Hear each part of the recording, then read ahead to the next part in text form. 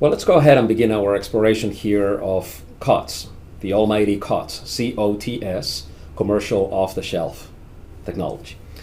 So let me begin by proposing to you this modeling here, which is quite commonly thought of in engineering. And this suggests sort of a linear transition from design to then seeking the appropriate manufacturing processes and then any componentry that might be useful in fulfilling our design.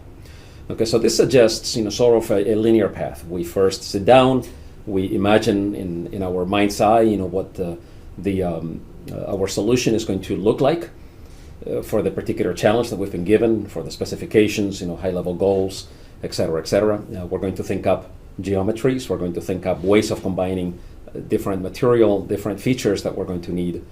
And then, at some point, we're going to go looking for a way of bringing it to life. So that will involve some manner of manufacturing, fabrication techniques, and then possibly looking at places where we can plug in already existing, commercially available, off-the-shelf componentry that might perform the function that we're looking for.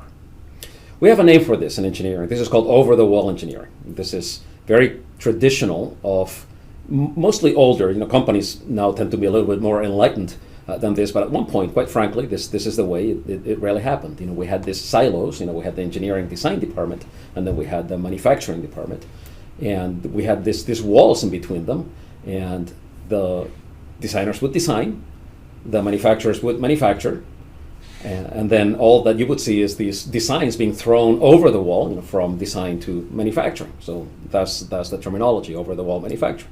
Then, oftentimes the fabricators, would just scratch their heads, trying to see how to bring about this brilliant, and I mean that within big quotes, right, designs, from the other side of the wall. Okay. So right away I want to dispel this as a patently bad idea. This is not the way to design. Of course, there are quite a few assumptions in this presentation.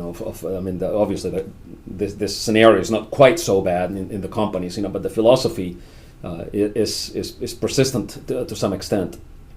But in any event, this is truly the wrong way of looking at things. In engineering, we really have to consider the fact, that it really is a two-way street between the design function and the fabrication function. In fact, we should design in accordance to the manufacturing processes that are available, and therefore we must have knowledge of them, and also awareness of what componentry is already available for me to purchase that I don't need to reinvent.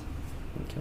And in fact, I would even take the point a little bit farther and say, that the arrow is most heavily weighted in the leftward direction, meaning that you really profit, from understanding manufacturing processes very well and understanding what's available off the shelf very well in order to be a good designer.